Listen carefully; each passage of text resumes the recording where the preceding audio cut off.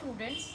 Today we are with not a new topic, it's a continuous topic of levels of management. If you have not seen that video, look it and then come and subscribe me for more videos. Now top level is also called superior level. Okay, so मैंने बताया था top level में कौन कौन से लोग आते हैं. Board of director, CEO, that is chief executive officer, chief financial officer, chief operating officer and general manager and president. ठीक है बच्चों, अब ये लोग काम क्या करते हैं वो हम इस वीडियो में देखेंगे. ठीक है, क्या करते हैं? सबसे पहला काम, डिटरमाइनिंग द ऑब्जेक्टिव. कैसा ऑब्जेक्टिव? दो टाइप के ऑब्जेक्टिव होते हैं बच्चों. One is the short term and one is the long term. ठीक है, अब शॉर्ट टर्म क्या होता है? शॉर्ट टर्म वो पीरियड होता है जो 1 ईयर से कम होता है, उसे बोलते हैं हम शॉर्ट टर्म.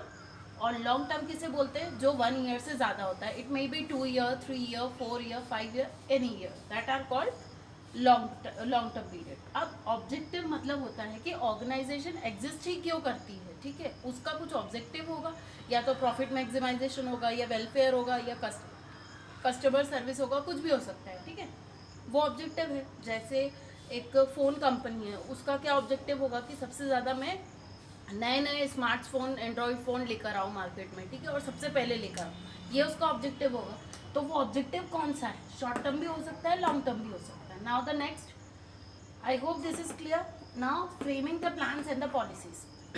देखो बच्चों, प्लान्स एंड द पॉलिसीज मतलब कुछ प्लान्स बनाए जाते हैं. ठीक है, अब वो प्लान्स छोटे छोटे भी हो सकते हैं और बड़े भी हो सकते हैं. तो वो प्लान्स कैसे अचीव करना है, कौन सा काम कब होना चाहिए, ये काम हम किसको अलोकेट करेंगे, कैसी पॉलिसीज़ रखना है, क्या कोड ऑफ कंडक्ट होगा, ये सब हम इसमें डिफाइन करते हैं. ठीक है बच्चों, अब ये कौन करता है? ये भी टॉप लेवल, ये सारा टॉप लेवल ही करता है. अब ऑर्गेनाइजिंग एक्टिविटी. ऑर्गेनाइजिंग का मतलब होता है, जैसे सपोज करिए 11th क्लास है. ठीक है, अब 11th क्लास में सारे बच्चे हैं, आर्ट्स के भी होंगे, कॉमर्स के भी होंगे, बायो के भी होंगे, मैथ्स के भी होंगे. तो अब क्या है, अब इनको ऑर्गेनाइज करना है. मीन्स आर्ट्स वाले अलग, कॉमर्स वाले अलग, बायो वाले अलग और मैथ्स वाले अलग. ऐसे ही ऑर्गेनाइजेशन में सारी चीज़ें जब मिक्सअप होती है, उनको क्या करते हैं हम? अलग अलग पार्ट्स में डिवाइड करते हैं. That is called organising activity. Is it clear?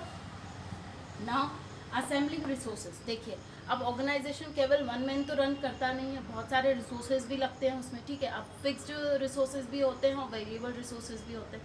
तो अब जो फिक्स्ड वेरिएबल रिसोर्सेज है, उनको लाना, कहाँ से लेके आएंगे, कहाँ से फंड रेज करेंगे, ये सब हम कहाँ से कब कौन डिसाइड करता है? टॉप लेवल डिसाइड करता है. अब हो सकता है कि इतना फंड टॉप लेवल के पास नहीं हो, तो वो क्या करेगा?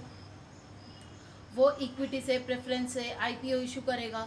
ठीक है, डेट्स लेके आएगा, तो वहाँ से वो क्या कर सकता है? अपने शेयर्स को इशू कर सकता है. ठीक है, तो ये भी एक तरीके का क्या हुआ? Assembling the resources. I hope this is clear. Now welfare and the survival of the organisation. देखो, अब पूरी रिस्पॉन्सिबिलिटी किसकी है? एक टॉप लेवल की है. क्यों? अगर ऑर्गेनाइजेशन में लॉस होता है, ऑर्गेनाइजेशन एक्सपेंड नहीं होती है, तो कौन रिस्पॉन्सिबल है उसके लिए? टॉप लेवल मैनेजमेंट रिस्पॉन्सिबल है. क्यों? क्योंकि उसने अच्छे से मैनेजमेंट किया नहीं होगा, तभी एक ऑर्गेनाइजेशन फेल हो चुकी है. ठीक है, आप जैसे मान लो एयरटेल का एग्जाम्पल ले लो. आप एयरटेल क्यों फेल हुआ? क्योंकि उन्होंने अपने आप को अपडेट नहीं किया. जैसे मैंने पेस्टल एनालिसिस पढ़ाया था, तो उसमें क्या था? इन्वायरमेंट चेंज हो रहा था, तो उस इन्वायरमेंट को कैसे, उसको अपने आप को चेंज, इनोवेशन लेके आना था. क्योंकि जब दूसरी कंपनीज इनोवेशन उससे पहले ले आई, तो वो क्या हो गया? अब उसके फ़ोन कोई खरीद नहीं रहा. तो ये क्या हो गया? अब वो कौन रिस्पॉन्सिबल है उसके लिए? टॉप लेवल रिस्पॉन्सिबल है.